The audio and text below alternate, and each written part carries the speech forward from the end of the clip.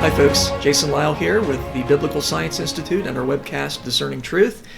We have been looking at the topic of natural selection, and in particular, one person's misunderstanding of that topic, somebody who I think is well-meaning, but who is very confused, namely Randy Guliuzza out of ICR. And we found that Randy continued to repeat this claim that natural selection, nobody knows what it is, it has no definition, and we found that to be false. We found that, in fact, dictionaries, you can pretty much any college level dictionary, you can look it up, and natural selection is perfectly well defined. It's perfectly understandable, namely that there are organisms that have certain traits, and if those traits are conducive to survival in a given environment, those organisms will tend to reproduce in greater numbers than organisms that have traits that are less conducive to survival in that same environment. This is an observation. It's something that we do see around the world, and of course, you can look at environments where organisms are not at all suited to survival, and you don't find them there. They do not reproduce well in that kind of environment, so we understand that. It's really important for us to use words properly so that communication can occur. It is an error in reasoning. It is illogical to try to make up different definitions of words or argue that they're not defined when they really are, and that's not something that we should engage in as Christians. As we ended last time, I suggested that perhaps Randy is confusing the definition of natural selection, which is pretty simple, it's just differential reproduction, with what some scientists believe that it can do, or some of the nuances of it. I gave a comparison with gravity. Gravity is perfectly well defined, and yet I can show you quotes of physicists who say, yeah, but we don't understand all the nuances of gravity. That's okay. That's the nature of science. There are things that we can define where we don't understand all the nuances of it, like the Trinity. The Trinity is perfectly well defined, but that doesn't mean we fully understand the relationship between the Father, Son, and Spirit, but we can still define it. We can still define there's one God, three persons who are God and who are eternally distinct, and so on. So we wouldn't want to say, well, people have misconceptions, people have some confusion about the exact nuances of the Trinity, therefore there is no Trinity. Well, that would be heretical. And likewise, we don't want to say, just because there's disagreement about what natural selection can accomplish, that differential reproduction does not occur. That would be just as illogical. And I think that's some of the confusion that Randy has. And so let's take a look at this going forward as he quotes various sources, and we'll see if they really indicate that there's no definition of natural selection. Another prominent evolutionist who's still alive, he's up in Canada now, Dr. Doolittle, he said in just 2015, just a few years ago, catch this, practicing biologists may be surprised that there is still debate about what kind of a force or principle or process natural selection actually is, and what sort of entities it might act on, and what is the meaning of fitness. We readily invoke, but often cannot easily explicate these concepts. Wow. Okay, so Dr. Doolittle thinks there's some questions about natural selection. Okay, but how is that in any way even remotely relevant to the issue of the definition of natural selection? Something can be perfectly well defined, and there can still be a mystery about it, like the Trinity. Would you say gravity is pretty well defined? I mean, you can look it up in a dictionary. Would you say gravity is something that, we should believe in? It's pretty obvious. Let me read you a quote from a physicist. This is Dr. Julian Sterling, guest researcher at NIST, the National Institute of Standards and Technology, says, there's sort of a big debate. Is it that we really don't understand gravity as a theory? There's some small chance that maybe our understanding of gravity is wrong, and there's something slightly different about these experiments that causes the value to be different from other big G experiments, which would be really interesting. Wow, there's some confusion about the exact nature of gravity. Does that mean we therefore can't define gravity? No. Does that mean we shouldn't believe in gravity? No.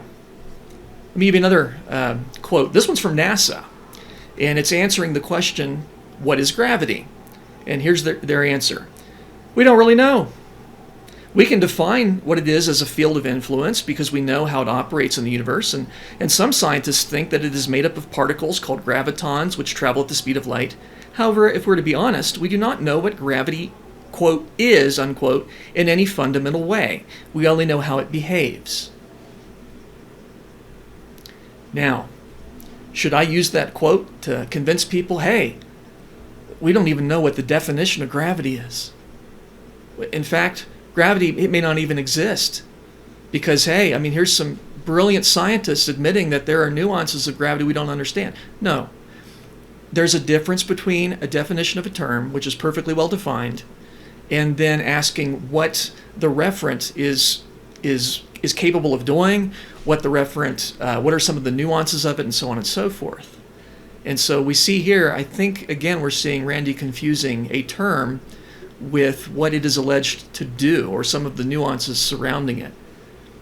But the term natural selection just means differential reproduction.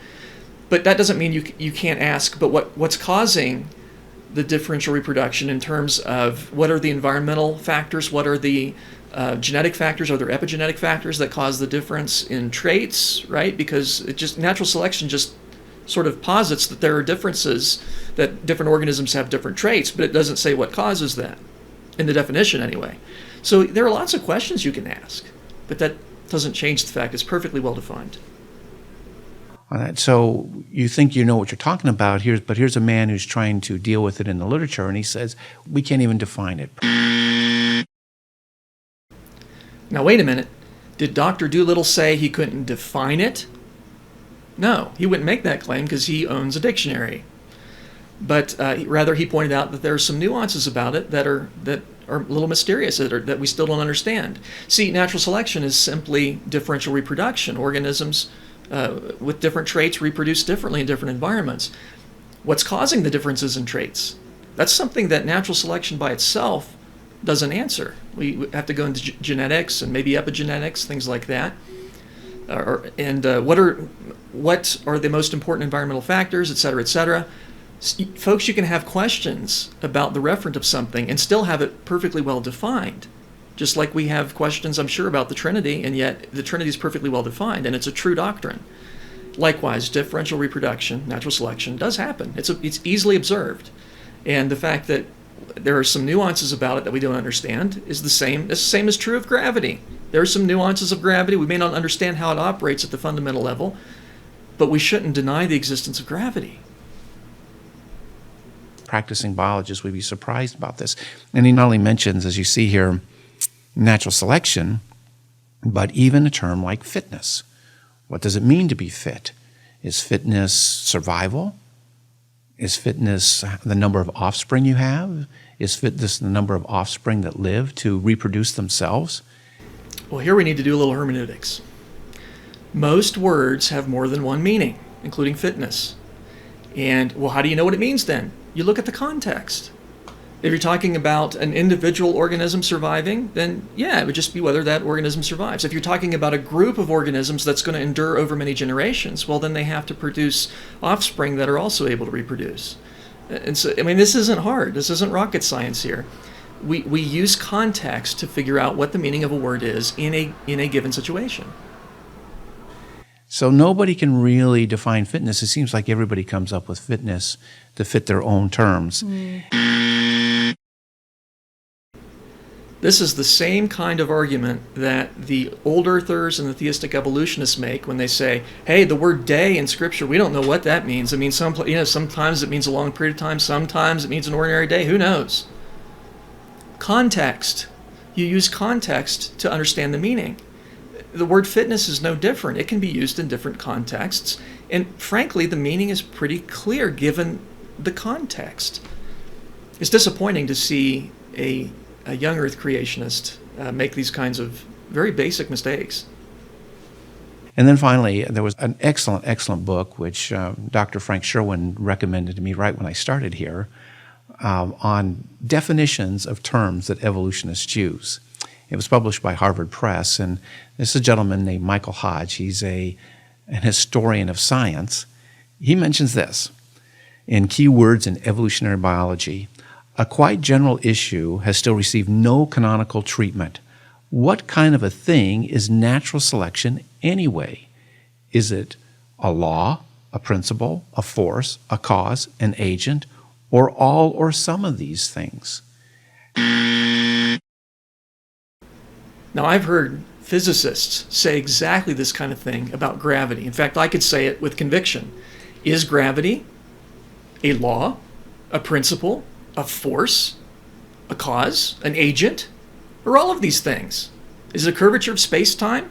Is it propagation of gravitons? Now, I could ask that question in sincerity. Does that mean I'm confused, that I don't know what the definition of gravity is, that I just don't have any conception of it, or that gravity is fictional because there's some mystery about it? Of course not. So folks, let's not play word games here.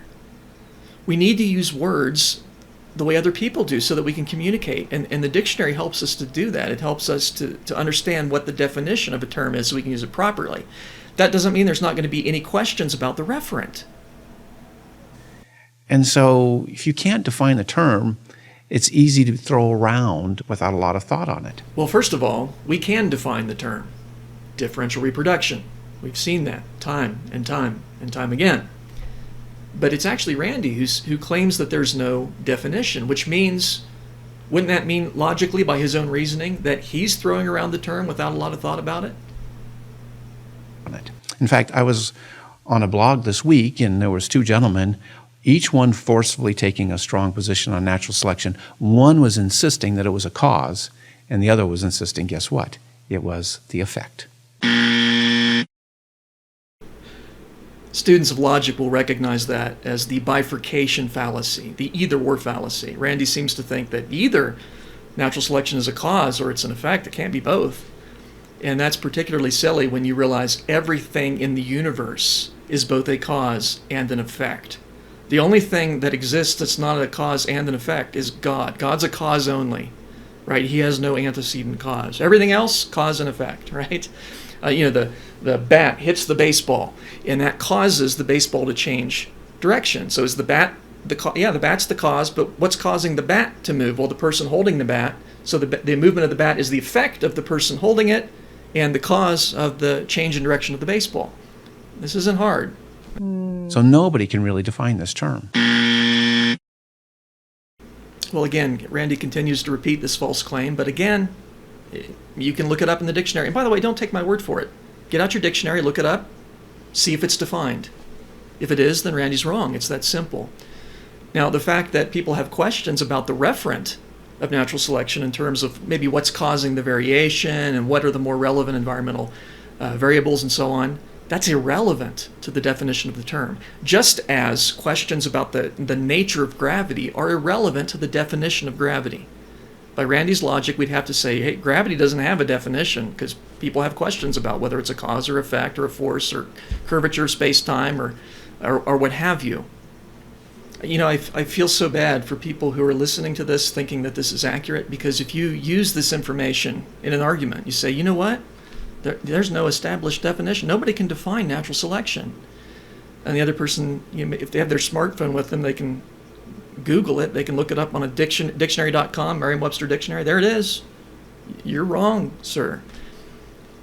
It's just so easy to refute. And that makes it harder for those of us who use terminology properly to be effective in our efforts to defend the gospel, because now the person says, creationists, they don't use terms properly. They don't know what they're talking about. They claim that this word has no definition, when in fact it's in every dictionary. Not the way to do it.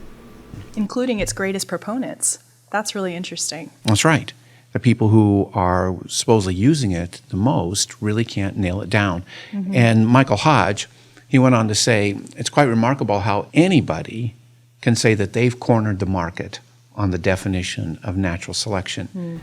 Again, we have, I think, a faulty appeal to authority. Michael Hodge, not a biologist, he's a philosopher. And I kind of wonder what he actually said. Did he actually say the definition is unknowable, because if he did, then he's wrong, because we can look in the dictionary. Facts are always better than what people say about the facts. On the definition of natural selection. So really what it is, it's a way of interpreting observations. Is natural selection a way of interpreting observations? No. According to the definition, it's the observations. It's the fact that we observe differential reproduction. We observe that organisms with different traits end up reproducing differentially in different environments. But interestingly, if there's no definition of natural selection, then how can Randy possibly say that it's an interpretation? Right? I mean, if nobody knows what it is, then that means Randy doesn't know what it is. And so how can he claim that it's an interpretation? You see, that's a self-refuting argument.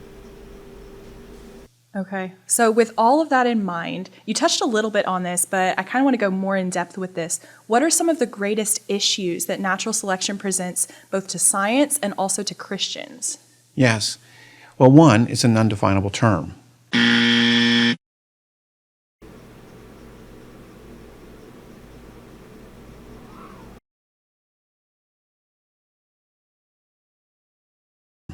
It's just a way of interpreting data. You see a population of organisms and some challenge faces them. Maybe it's a drought or something like that, and you see some of them live and some of them die. That is natural selection by the dictionary definition, right? See, here's the whole problem with this focus. If you say, yeah, there's no such thing as natural selection, it's just that some organisms survive and others don't, depending on the traits they have and the environment they're in. You've just both affirmed and denied. That is the definition of natural selection. You've both affirmed it and denied it, and that's a violation of the law of non-contradiction. And we're not supposed to do that. Scripturally, we're not supposed to say yes and no. We're not supposed to contradict ourselves because God doesn't. See, let's say that you try Randy's approach and you say the reason evolution doesn't happen is because it's based on natural selection, and natural selection doesn't occur. But you see, anyone who has the correct definition of natural selection, who's read a dictionary or who has Googled a term, says, but it's just differential reproduction. Some organisms survive better than others depending on their traits and their environment and are able to reproduce in greater numbers. That does happen. And so they're going to say, you're a flake because you're denying something that's directly observable. That's why we don't want to engage in trying to redefine terms and using them in ways that are non-standard. All it generates is confusion. Oh, that's a great challenge, because that's the observation that we need to explain. You can't define your mechanism as that. And so, in other words, maybe you define natural selection. Somebody would come up and say, well, I think natural selection is just, differential reproduction. Yep. That's how biologists who have studied the topic would define it. It's a concise summary of the dictionary definition. For that matter. So that's just differential reproduction, and that's natural selection. Well, this is a challenge. Differential reproduction is what we need to explain. Why is there differential reproduction? That's the biological observation. And if I were to ask you, if you're one of those proponents, why is there differential reproduction, you would say it's because of natural selection. Well, I've never heard anyone claim that natural selection is the cause of natural selection. That would be fallacious if somebody said that. But in any case, what is the cause of this differential reproduction, this natural selection? What the cause of it is ultimately God, and the proximate cause would be the fact that God created genetic differences in organisms and the way that sexually reproducing organisms are able to generate variety within a kind, and that certain traits are more or less conducive to survival in different environments. And so you end up with differences in the reproduction rates of different organisms depending on their traits and the environment that they're in. That's the cause of this observed effect of differential reproduction. But you just define natural selection as differential reproduction. Circular reasoning. So it's very circular reasoning. So one of the biggest problems is that nobody comes up with a definition of it. Differential reproduction. Not the cause of the differential reproduction, but rather the differential reproduction is the natural selection. It's pretty simple. The second one we've already talked on as well. From a scientific sense, we don't like personifications of nature. Well, in fact, we scientists do sometimes personify nature or aspects of nature, hydrophobic molecules. That is a personification, but we understand what it means. As long as you understand what it means, there's no problem. And I will grant that sometimes evolutionists will take the personification too far, and they'll try to make it do things that it can't really do. And that is a problem, but we ought to criticize that and not just a personification of nature in a generic sense, because it's not wrong to do that. And the Bible does that.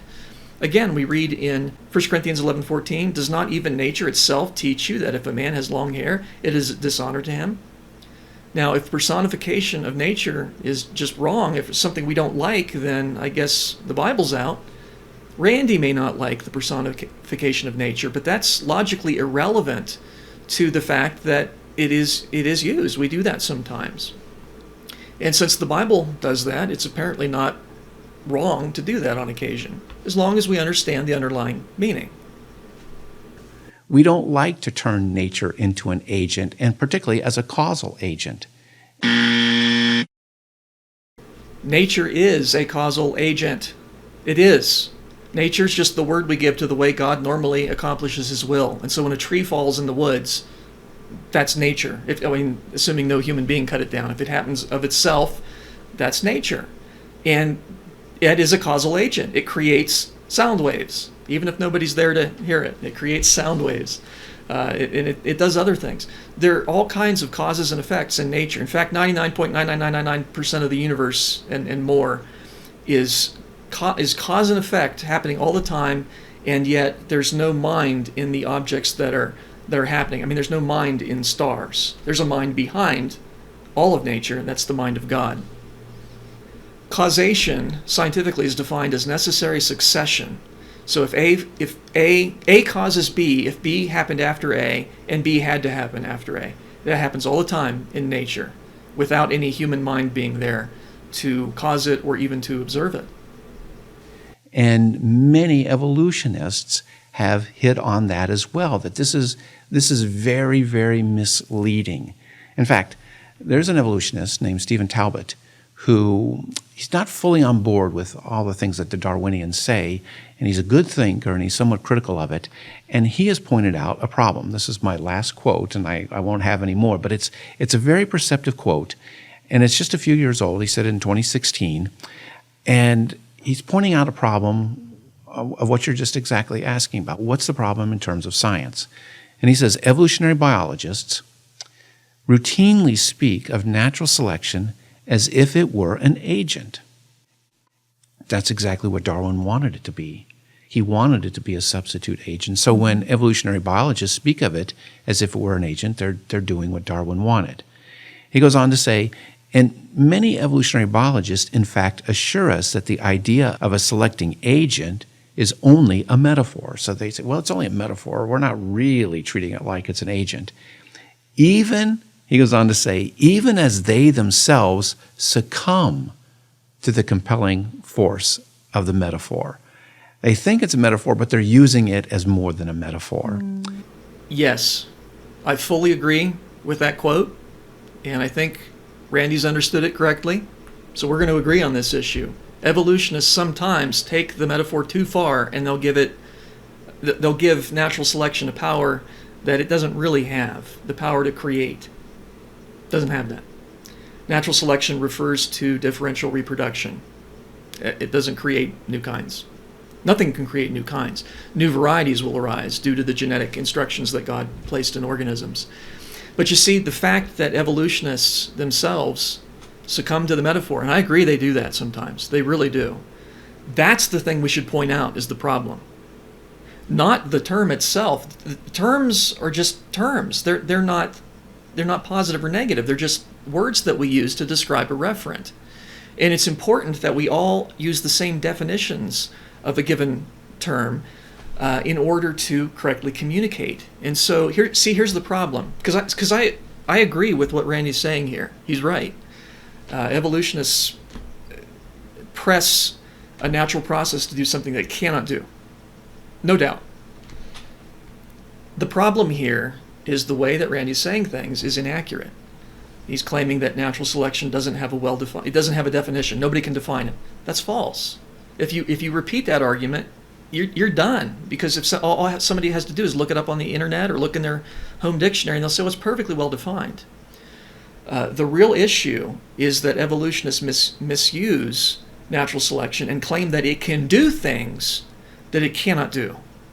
Okay? Just the fact differential reproduction cannot create new life forms. It can't change one kind into another, and there's a reason for that, and it has to do with genetics. So this is the point of battle that we ought to be focusing on, not arguing over words, something that we're not supposed to do according to Scripture. And so are we to believe that natural selection, which is, quote, not an agent except metaphorically, manages to design artifacts, and the organism is not, after all, a creative originating agent? It, he's speaking of the organism's agency, has been transferred to an abstraction. That abstraction is what? Natural selection, whose causal agency or force is, amid intellectual confusion, both denied and universally implied by biologists, i.e., they're speaking out of both sides of their mouth. Yes, evolutionists sometimes do that. They will attribute to differential reproduction a sort of creativity and intelligence that it cannot possibly have. And creation scientists have been pointing this out for a very long time, that evolutionists do at times speak out of both sides of their mouths. But you see, so is Randy. Because on the one hand, he's affirming differential reproduction. On the other hand, he's denying differential reproduction, saying it's not real, it doesn't have a definition. When evolutionists take natural processes that are observed, like mutations and natural selection, and push them to do things that they cannot do, like create new kinds, turn one kind of organism into another, we point that out. We point out that you are not understanding the process really. You're attributing it an intelligence it can't literally have. And again, astronomers sometimes do that with gravity. Gravity made solar systems, and it can't really do that. But we don't deny the process. We don't deny that there are mutations. We don't deny that there's differential reproduction, and we don't deny that there's gravity. That would be absurd. We point out that it can't do the things that the secularists believe that it can do. They're using it as a cause, but they're saying it's only a metaphor. And he's saying that they don't even catch that they're doing this. Natural selection, he concludes, becomes rather like an occult power of the pre-scientific age. I would agree with that. And I want to give an analogy from my own field in astrophysics. Gravity. Gravity is very much in the same category as Randy is putting natural selection. In the astrophysical literature, gravity is, in some cases, personified to the extent that it is able to do things that it really can't do. It's said to create the planets and so on. Well, we know the planets were created by God. Gravity creates stars and it creates galaxies. It causes all of these things. And it really, I don't think it can really do that. Gravity certainly keeps stars together, but there's good evidence that a star is not going. Gravity doesn't have the ability to make a star, let alone something like a planet, let alone life on planets and things like that. So does that mean that we should deny the existence of gravity? Because secularists believe that gravity is the secularist alternative to God when it comes to creating planets, stars, and galaxies. Should we therefore deny the existence of gravity? How effective do you think that would be in a debate? Say, we don't need God to make the solar system. Gravity does it. And you say, I don't believe in gravity. It doesn't exist. And nobody can define it. Nobody can define what gravity is. Let me show you some quotes about people having questions about what gravity does, and therefore there's no definition for it. That's not going to go well in a debate. Now, hopefully that's very clear because everyone watching this knows what gravity is, okay? And you've seen examples of it. Natural selection, not as many people are quite as familiar with that. So that kind of argument might work, but it's equally fallacious. Natural selection is observed in the same way that gravity is. Differential reproduction occurs and masses attract. They do. That doesn't mean that the secularists are right about what those things can accomplish. They're not. And so we don't deny the observations. We don't redefine terms. We don't deny the observation that differential reproduction occurs. And we don't redefine terms and say, well, that's not natural selection. Natural selection is causing that, or that's the effect of it or something. No, that's what natural selection is. Again, according to any dictionary or biology book you want to consult. We don't redefine words because all that does is lead to confusion. That's a problem for science. So that's a huge problem for science. And then I think your second question was... Yeah, I was just asking about what are some of the key problems that natural selection presents to the church and to Christians? I could equally well ask, what are some of the problems that gravity causes the church and Christians? None. In fact, we're quite grateful that gravity exists, that it's the way that God upholds his creation. The fact that secularists misuse gravity and attribute to it things that it cannot do, doesn't give me a problem. That doesn't mean I should reject the existence of gravity. Likewise, the fact that secularists will attribute to natural selection things that it can't literally do, that's not a problem for me. It shouldn't be a problem for a Christian. We don't reject the process of differential reproduction just because some people misuse it.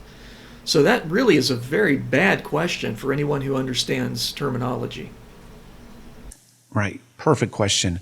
Because you know from Romans 1 that one of the main general revelations of God to everybody is the fact that he demonstrates agency through the things that he's created. God does demonstrate agency through the things that he has created. Nature is God's agent. It is the normal way that he accomplishes his will. And Randy has expressed that more or less correctly here, but he's contradicted himself. Because earlier he told us that ascribing agency to nature was what Darwin was trying to do, and that it was a replacement for God's power. Remember, he said... And you have to look at what Darwin was trying to do. If you're going to explain agency, God's agency, with nature, you have to be able to get nature as an agent in some way. And now Randy contradicts that by saying, in fact, God does show his agency through his creation, through nature. The fact that he demonstrates agency through the things that he's created. Now that is, in fact, correct. God does demonstrate his agency through nature. Nature is God's agent. Nature is not a replacement for God's power. It is God's power. Okay? It's an example of God's power. But you can see here that when he contradicts himself, it shows that Randy's thinking in this area is really very inconsistent and very muddled. Randy here is referring to Romans 1:20, I believe, where the invisible things of God, of him, from the creation of the world are clearly seen, being understood by the things that are made, even his eternal power and Godhead, so that they're without excuse. But that verse comes after verse 19. Verse 19 is the reason why we're able to see design in nature, because God has shown it to us. And that comes in context in verse 18. Verse 18, the wrath of God is revealed from heaven against all ungodliness and unrighteousness of men who suppress the truth and unrighteousness, because what may be known of God is manifest in them, for God hath shown it to them. God has hardwired us to recognize that creation is his creation, that it's the result of God. It's not because we have some sort of neutral reasoning capacity to say, oh, there's a mountain, therefore there's God. No, God's hardwired us to recognize the world, the universe, as his creation. And he demonstrates that agency because we see corresponding features between creatures and man-made things that do similar functions. And we can almost see the same parts. And now that we can look molecularly, we can see the same systems there. Not that I necessarily disagree, but is that what Romans 1:20 is talking about? Because a lot of the machines that we now enjoy that we can compare to living organisms did not exist at the time Romans was written. No, I would argue it's more along the lines of God hardwiring us to look at the beauty and the majesty of creation and recognize the power of God behind that. Don't get me wrong, the organisms are incredibly well designed, and there's no doubt that is evidence of the mind of God. But keep in mind that a lot of people didn't know a lot of the details of that at the time. But they could still see the majesty and power and evidence of design and creation. So, for Christians, we believe that God demonstrates his agency through what he has created in those areas. And we believe that anything that takes the place of God as creator we would call an idol. Well, Christians face the same problem that science does, and that's with the personification of nature. Nature being personified to act as if it's God. Okay, there's a lot to unpack here. Randy's talking about nature. He never defines his terms, but I presume he's referring to nature in the sense of the external world, which is one of the definitions of nature. So it's what God has created. Everything that's outside me is nature. And obviously, it would be inappropriate to worship anything that God has made as God. So that would be idolatry, certainly. But I do have a very significant theological difference from Randy in that, in terms of what we think about as nature or natural, the normal operation of nature. That's one of its definitions, as opposed to supernatural or miraculous. And Randy has indicated that the word natural, and I'm going to quote from him. This is a quote from one of his articles in 2011. He says natural, and he's got quotes around the word natural. Natural indicates that God is not the source of this power. Okay? So in Randy's view, supernatural, God does it. Natural, he doesn't. Now, in my view, natural processes and supernatural actions are equally demonstrations of God's power. And I believe that because I believe that God is constantly controlling everything in the universe. I believe that it is by the word of his power that the universe is upheld. And therefore, the reason that electrons orbit around the proton in the nucleus of an atom is because God is controlling them that way. And we say, no, there are natural laws to explain that. See, in my view, natural laws are not an alternative to God's power, but rather an example of God's power. So electromagnetic attraction, that's the name we give to the way that God normally upholds his creation. He doesn't have to do it that way, but he normally does for our benefit. Gravity. I don't see gravity as an alternative to, if something falls, it's ultimately because God wills it to fall. Gravity is the name we give to the way that God normally does that. And so in my view, what happens in nature is a manifestation of God's power. I don't believe that God just created the universe and kind of stood back and it runs autonomously and then God occasionally does something supernatural.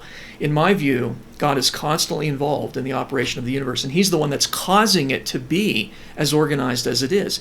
The reason there are laws of nature is because these are descriptions of the way God normally upholds his creation. And I think I have the scriptures on my side. I really do, because the Bible says in Job 37, verse 6, speaking of God, it says, "For to the snow," he says, "fall on the earth, and to the downpour and the rain, be strong." God is the one that causes rain to fall and snow to fall. You say, but no. We understand now that these are natural things. Yes, they are natural things. But that's not an alternative to God's power. It is God's power. And so, rain happens when the temperature drops below dew point. We understand these things. Yes, that's the way God causes the rain to fall. But God is still causing the rain to fall in an ultimate sense. Consistent Christians believe in dual causation. We believe that there's more than one cause for most things. But the ultimate cause is God. Why does this matter? Because it affects how we look at nature. When I look at something that's beautiful in nature, I don't worship the object, but I do worship the God who has made that and who is currently sustaining it. So I don't see natural selection as a replacement for God's power. I see it as an example of God's power. It's the way God normally selects, hence it's natural. Just the same way I don't believe that gravity is a replacement for God's power. I believe it's an example of God's power. It's the way God normally causes masses to attract. If he wants to defy that, he can, but it's the way he normally does things. And this will result in a very significant difference in the way that Randy and I perceive differential reproduction. And interestingly, Michael Hodge, the one I read earlier, who said nobody really knows what the definition is of natural selection. In the quote that Randy read earlier, Michael Hodge did not say that there was any dispute about the definition of natural selection. He was pointing out that There's questions as to whether it's a force or an agent. Just like we can talk about the definition of the Trinity, and yet we can still have questions about the exact nuances of the Trinity. It's really important that we represent people accurately in what they're actually saying and not try to pull more from that. He pointed out a really important observation. He said one of the early criticisms that Darwin faced was that he used natural selection as if it was a substantive governing a verb. And I read that and I thought, what is he talking about here? A substantive is something like you and me, real objects. Mm-hmm. And we can govern verbs. We can act. We can control. We can favor. We can do those kinds of things. And he said he's treating a concept, a thought, as if it was a real thing that could govern verbs. Mm. So is natural selection a real thing that can govern verbs? Or is it merely a conception, something that is a thought? Is gravity a real thing that can govern verbs? Or is gravity merely a conception? See, we can play these kind of word games with almost anything. But the fact is, gravity exists. It does. We observe it. That doesn't mean we understand all the nuances of it, what's causing it, things like that. Natural selection, differential reproduction is observed. It's a real thing, therefore. We can talk about gravity. We can talk about the concept of gravity, and those are different things. Gravity is not the same as the concept of gravity. Both exist. Differential reproduction is not the same as the concept of differential reproduction. Can differential reproduction do things? Can we assign verbs to it? I think so, in the same way that we can with gravity. Gravity is what causes the planets to orbit the sun. Differential reproduction is what causes different populations to be different depending on the environment. And then he said people then criticized him that this seemed to reify, if not deify, natural selection as an agent. Natural selection is an agent by definition, right? Because it's differential reproduction, and that is the way that God achieves different organisms with different traits in different environments. Remember the definition of an agent, definition number 3, a means or instrument by which a guiding intelligence achieves a result. Is differential reproduction the instrument or means by which God, an intelligent agent, God, achieves the result of different organisms with different traits and in different environments? Yeah. Therefore, by definition, it's his agent. And again, we see Randy contradicting himself. He goes back and forth about whether or not nature is an agent. He affirms it and denies it, and that's his thinking in this area just is not consistent. No doubt, some evolutionists do deify natural selection. They attribute it, they give it characteristics that only God can have. Differential reproduction cannot result in anything new, really. The traits are already there. It's just a question of which ones are able to reproduce most abundantly in a given environment. So it can't do what the evolutionists say it can do, and some of them really do worship it as an alternative God. There's no doubt about that. And that's the thing we should be criticizing, not denying differential reproduction. In the same way that secular astronomers deify gravity. Gravity creates this, and gravity's real. It's a real phenomenon. That doesn't mean we understand the nuances of it. But we can recognize that gravity is the name we give to the normal way God causes masses to attract. In the same way that we can recognize that natural selection is the normal way, hence natural, that God selects organisms in terms of their population, their ability to reproduce. We can recognize both of these as God upholding his creation without deifying either of them, and that's the way we should approach it as Christians. In other words, we could hold up a statue, and I could tell you this statue can act. This statue can favor you. This statue can select something for you. And you would immediately recognize it as idolatry because you know the statue has no ability to do those kinds of things. Mm-hmm. No, that's not idolatry. It would be silly. Idolatry would be worshiping the statue as God. That would be idolatry. claiming it can do things that it can't actually do would be an error in reasoning, but it wouldn't be idolatry. And by the way, what if we said the statue can do things that in fact it can do? Like it can provide shade, or it can produce a slight gravitational force, which in fact it does. Would that be idolatry? Of course not. If we say this lottery machine can select 6 balls at random, would that be idolatry? Am I bowing down and worshiping the lottery machine? No. I'm pointing out that it's part of the world that God created, and in this case humans contributed as well, and it can do certain things. That's not idolatry. It's a recognition that things happen in the universe.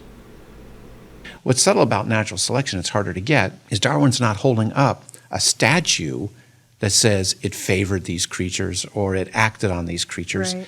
He's holding up something a little harder to see, nature itself. And he's saying nature can act, nature can select, nature can favor. And that's how he's reifying, in fact, deifying nature to act as the substitute creator. Did you catch the fallacies there? There were several. First of all, nature, if we simply refer to that as everything outside of myself, it can do things because, in fact, it does do things, right? Things happen in the universe outside myself. So, yeah, it can act. And I would say that God's the one that's behind that. So natural selection would be the way God normally selects. When somebody passes away of old age, we say they died of natural causes, meaning that's the way that God normally calls people home, due to the fact that we've all sinned, of course. So this, again, is where there's a theological difference between Randy and myself. I don't see natural laws as an alternative to God's power. I see them as God's power. Now, I do think that Darwin deified natural selection to some extent. I do think, because he wanted it to do more than it can do. Remember, it's just differential reproduction. That can do something, but it can't create new organisms, and it can't drive evolution in the sense of Darwinian evolution. But there was another fallacy here at the end. You notice Randy equivocated. He made this argument that, Darwin's saying nature can do things. Well, nature can do things. It's not completely passive. There are actual forces in nature that do things. It's causal. But then at the very end, he switched it and said, as the creator. See, that's the problem. We recognize as Christians that God upholds his universe in a certain way that allows certain things to happen, and animals can diversify, and that's all part of his plan. But only God can create. And so the problem is when people take something that is an act of God, like gravity, and they claim it can do things that only God himself can do, that require a supernatural creation, the creation of the planets, the creation of the stars. Gravity really can't do that. That takes God to do that. And then gravity is the way he keeps those things held together today. Likewise, natural selection, it can't create anything. And so that was Darwin's problem, is thinking that it would lead to different kinds of organisms, that it could explain the diversity of life on Earth apart from God. It can't do that. All it does is refer to the differential reproduction that is part of God's plan, especially in a fallen world, but even for the non-living organisms, microbes and plants, for example, even before the fall, they would have had that cycle as well. And that's part of God's plan. It's not idolatry to recognize that God uses means. In fact, it would be idolatry to deny that God uses means. Someone who says, the universe just runs on its own, God just kind of steps in every now and then, that's a different God from the biblical God. You worship that God, that's idolatry. And that's why so many people are in love with Charles Darwin, because they think he hit on the way to explain why creatures look so incredibly designed without a designer. Yeah, that's right. There's no doubt about that. But we don't throw out the baby with the bathwater. We don't deny differential reproduction simply because Darwin thought that it could be a replacement for God. Obviously, it can't. That's the error that we need to expose. We don't need to create our own errors to expose Darwin's error. So is there an alternative to this natural selection viewpoint? What would that look like? Well, of course, there's an alternative to it. One is we don't personify nature. Okay, we have a whopping big fallacy of irrelevant thesis here because Randy has confused two very different issues. The question that was asked is there an alternative to natural selection, differential reproduction? But Randy's answer was, we don't personify nature. But that refers to the language that we use to describe something. See, Randy's confusing what happens, differential reproduction, with how we describe what happens. We don't use figurative language. Now, if he wants to not use figurative language to describe things, that's okay. I don't have a problem with that. But keep in mind, the Bible personifies nature. We read the verses. The Bible does personify nature at times. So that means it's not wrong to do that. Now, if Randy says, I don't want to do that, okay, that's fine. But you see, that has nothing to do with whether or not differential reproduction occurs. It has nothing to do with the observation of natural selection. It has to do with the terminology. Randy confuses those two issues. That's one of the things I pointed out in my technical paper refuting many of his claims. We can go about explanations where we are not going to personify nature in any way. But see, that doesn't actually change the explanation, does it? If I say this molecule repelled that one because this is a hydrophobic substance, I'm using figurative language. If I say this molecule repels that one because of the electrical charges on the surface, etc., and I give a very hyperliteral explanation, that's fine.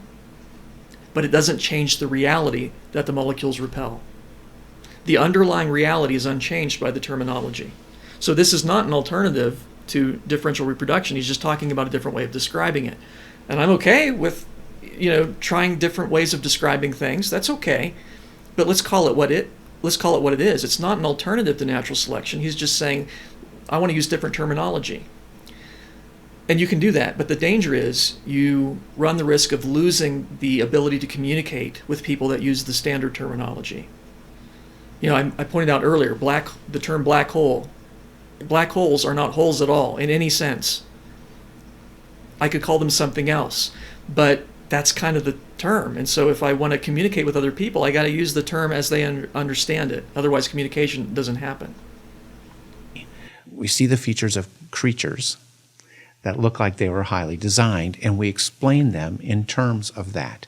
So we don't attribute any causal ability or any causal agency, for that matter, to nature itself. Well, that's just immediately false, because cause and effect happens in nature. There are natural causes for things. When something gets rusty, it's due to natural forces. And it's natural because it's the way that God normally accomplishes His will. Christians believe in dual causation. We can say, the reason it rains, it has to do with the relative humidity and the dew point and so on, natural forces. And yet we can also say God causes the rain. The natural forces are simply the name we give to the way that God normally upholds His creation. And again, this comes back to that theological difference between Randy and myself. We also see, again, Randy contradicting himself. He can't decide whether or not nature, creation, is an agent. He denies it now, but then earlier he indicated that God works through nature, that God demonstrates His agency through what He has created. Remember, Randy said, The fact that He demonstrates agency through the things that He's created. And now he says, we don't attribute any causal ability or any causal agency, for that matter, to nature itself. Well, of course, the traits in organisms are designed. There's no doubt about that. But this is where, again, our theological difference comes into play. Because in my view, God can do what He wants. And if He wants to use nature to affect His organisms, He can do that. In fact, we have examples of that. The worldwide flood, God decided to destroy just about every air-breathing land animal on earth except those that were on Noah's Ark, and all the people as well. He can do that. And He used nature to do it. See, in my view, God not only designed organisms, He designed the entire universe. And He controls the entire universe. He upholds it by the word of His power. And He does whatsoever He pleases. If God decides that, I'd like some people to have red hair, so I'm going to send a cosmic ray, zap somebody's DNA, and then they're going to have red hair, He can do that. It's not a problem. We treat creatures as they really are, highly designed, engineered entities. And that's what creation scientists have been doing long before Randy started talking about any of this. The difference is we recognize that God also created the environment and that God has a role for the environment. The environment is not just this false agent. It is a creation by God that's upheld by God and controlled by God. And he does whatsoever he pleases. We don't ignore the environment the way that Randy really does. And when they face a challenging environment, and when some of them face that challenging environment and they're able to fill a new niche, or some of them face a challenging environment now after the fall, and some of them die, and some of those creatures stay right where they are, we don't look to nature as supposedly mystically favoring some and favoring others, or selecting some or not selecting others. Students of logic will pick up on several fallacies in that segment. The question-begging epithet, mystically selecting. There's nothing mystical about differential reproduction. Nothing at all. Again, we have the bifurcation fallacy. Either God designed organisms, or there's this selection. God uses differential reproduction as one of the mechanisms to generate the variety of organisms that we see on the earth. All the information was in the original kinds. Some has been lost over time. Mutations have happened, they do. But God uses that to generate the variety that we see on earth. It's not an either or. That's the problem. Either natural selection or God. No. Either gravity or God causes the planets to orbit the sun. No, gravity is the name we give to the way that God causes planets to orbit the sun. Natural selection is the name we give to the way that God normally causes organisms to reproduce in a differential fashion. We would do what we would do with any engineered entity. We would look to the traits of the thing that was designed and see which traits had successfully solved environmental challenges and which traits didn't. In other words, you look at the design thing and you see which traits are successful and which traits are not. That's how we would approach creatures in analyzing why some creatures are in one environment and why creatures aren't. It's always due to their traits, always due to their traits. The success of an organism is due to its traits and the environmental conditions. Randy continues to ignore that, but it's very easy to demonstrate. You can take two organisms that have identical traits and place them in very different environments. One survives, the other doesn't because of that environment. Both the traits and the environment are involved in the success of an organism, its ability to survive and reproduce. It is absurd to ignore either one of those. I think the reason that Randy tends to ignore the environment is because he's thinking that God must work in the same way that a human engineer would. And human engineers don't have much control over the environment. When they build a probe that goes to Mars, they have to deal with whatever environment's there. God is not so limited. God does whatsoever he pleases. He is in control of organisms and the environment. This is a huge theological difference between myself and Randy Guliuzza. So the answer is we need to build a theory of biological design. We need to build a theory of biological design. We need to start explaining creatures in terms of their features, just as we would explain why one man-made thing was successful or not. And that's to go right back to where things are originally, and that is in terms of design.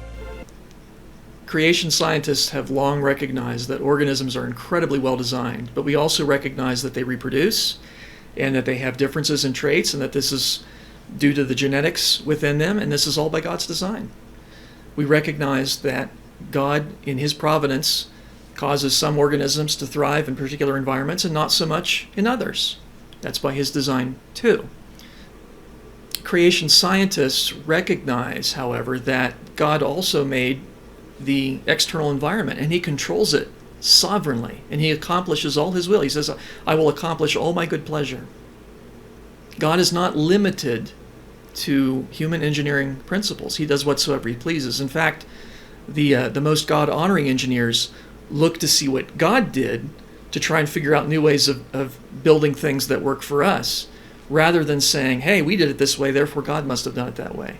You got to be careful with that. God can do things sometimes the way we do, but he's not limited to that.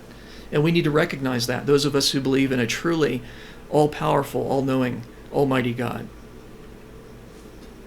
You may notice, too, that Randy never really answered the question. He didn't give an alternative to differential reproduction. He just said, here's the way we need to be describing things. Well, you can do that if you want to, but my problem is Randy's insistence that you have to focus only on the organism at the expense of the environment, and the environment doesn't do anything, and so on. That's contrary to Scripture, ladies and gentlemen. It's, again, go back to the parable of the seeds. Luke chapter 8, verse 6, other seed fell on rocky soil, and as soon as it grew up, it withered away because it lacked traits to be able to survive in that particular environment. No, that's not what the Bible says. It says it because it had no moisture. The Bible attributes the withering away of those plants to an environmental condition, something that Randy says we should not do. I'm not saying it's wrong to talk about organisms overcoming environmental challenges. I mean, you can look at it that way if you want to. But don't ignore the environment, and don't claim that it's wrong to do otherwise, because the Bible does otherwise. Why does this matter? You say, well, who cares? Okay, yeah, Randy's using language a little differently. He's using terms a little bit improperly, but aren't there bigger fish to fry? Here's the problem.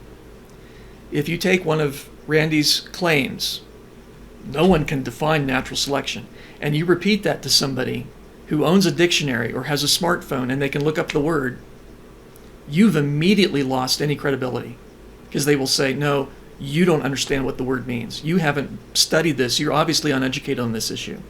And they'd be right. It really is a straw man argument to say that evolutionists believe that nature is intelligently selecting these things because nature has a mind. Evolutionists don't believe that, and we need to be truthful to that. Now, I agree sometimes they kind of import that into their conclusions about other things, but we need to be honest in the way that we represent our opponents. I've tried to be honest in the way that I've represented Randy. I hope I've succeeded. Sometimes we're going to make mistakes. That's the human experience. But we need to strive to be truthful in everything we say. See, I don't believe we need to use word games to try and convince people that, evolution is false. I think we can use actual science and correct reasoning and truthful claims. One of the ironic things about Randy's approach of denying differential reproduction, natural selection, is natural selection is one of the most powerful arguments against evolution when you understand it. When you understand what's happening, when you understand it's just differential reproduction, the traits, the organisms already have the traits. It's just a question of whether or not they're going to be able to pass those on. The only thing that could possibly result in would be a reduction of the genetic information over time, not an increase in it. It's not going to turn one kind into another. When you understand natural selection, it is a very powerful evidence of creation, and it defies evolution. And so, see, what happened historically is Darwin recognized the creationist concept of natural selection. He had read Edward Blyth's articles. There's abundant evidence of that. He basically plagiarized him in portions. It's not even debatable. But what he did was then he said, I'll link that to evolution. And so if I can get people to believe in differential reproduction, which is observable, then they'll believe in evolution, that one kind can eventually become another. And he did that, I believe, as a replacement for God. Not the selection part, but the evolution part. And many people have fallen for that trap. They think that natural selection and evolution are the same thing, because Darwin promoted it that way. Or at least natural selection as the mechanism of evolution. And it can't do that. The other issue here that I see that makes this so important is the fact that all of these things that Randy has said, they've already been refuted in the literature. Answers in Genesis has articles refuting these claims. The Creation Ministries International has articles refuting these claims. I've written articles, at least one fairly detailed article that's in the Answers Research Journal. I'm going to post links to these below so you can study these. Randy just ignores those. He won't take correction. He just ignores that and moves on. And I think that's not a Christian approach to things.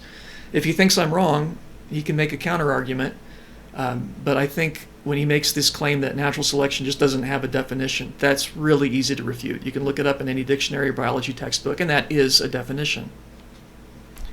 I have to tell you, I really don't enjoy criticizing young earth creationists who are using terrible arguments. But as a Christian, I have to do that. And that's because God's called me to do that. He's called me to cast down arguments and every high thing that exalts itself against the knowledge of God. And that includes bad arguments that are anti-biblical, even when the proponent of that argument is trying to use them to draw people to God. I don't doubt Randy's intentions. I really don't. But anyone who is logical is not going to be persuaded by these kinds of arguments. Randy might persuade people that are not good thinkers, that, because he confuses the term and the process. But that's not going to work on people who are sharp, people who know something about biology, people who know something about scientific research, people who know something about definitions. It's just not going to work. This strategy of, hey, I'm going to get everybody to believe in creation by getting them to deny differential reproduction, that is never going to succeed, folks. The only thing that's going to accomplish is confuse a small fraction of Christians who are not good thinkers. That's all it's going to do. It can't succeed long term because it's not true. We can observe differential reproduction. It happens. And God uses that as part of the means by which he generates diversity, along with the information he's planted in the genome and so on. That's why this is important. The other reason I felt I needed to do this webcast is because in the past I worked at ICR and I was promoting that ministry, and I was even promoting Randy. I knew he had some problems, but I honestly thought that he would accept correction once it was explained to him logically that, well, you can't say there's no definition because there it is. And I regret that he just wouldn't take that correction. So then I tried to do it via a public article that would allow everybody to see these errors, and then I thought maybe he'll start thinking through some of these issues, but no, he's going to repeat the same stuff. That's okay. He can do what he wants. But because I supported ICR in the past, I feel like I have to now tell you that it's not an organization I would support anymore, because the leadership there, after I'd already exposed Randy's errors, the leadership decided that's what we want, and they decided to make Randy the president of ICR. So, and I've seen those errors trickle into other articles. They're just totally inaccurate. Speculation is replacing genuine research. It's just, hey, here's the way it is, when there's no evidence for that. Evolutionists do that all the time. It's disappointing to see creationists do that. So that's not to say that there's nothing good at ICR. I think there's still some good stuff happening. There's good people there, don't get me wrong. But it's not a reliable source of information. So make sure that when you read an article from ICR, you check it out with one of the more reliable creation ministries. I actually founded the Biblical Science Institute as an intellectually honest alternative to what is now happening at ICR. It breaks my heart to say that, because ICR was such a great ministry in the past, and their older stuff is great. Go back and look at the Rate Research Project, wonderful stuff. But these word games, where we're just redefining terms and all it, there is no definition and such, that's not the way to go, folks. That's not truthful. It's not honest. It's not theologically correct. It's not biblical. We need to do better. So please check out the links below and read what creation PhD scientists, PhD biologists have written about some of the problems with what Randy's saying. Don't be fooled by this, folks, because if you repeat this information and somebody calls you on it and they say, I know that's not accurate, here's the proof, then you've just made it harder for other creation scientists who are accurate to help encourage that person to trust in the Bible. I understand Randy's probably going to do some more promoting his speculations, and we'll try to deal with that here at the Biblical Science Institute. I have to tell you, I hate doing this kind of stuff, but it is necessary, and I hope it's been a blessing to you. Thanks for tuning in. We'll see you next time. God bless.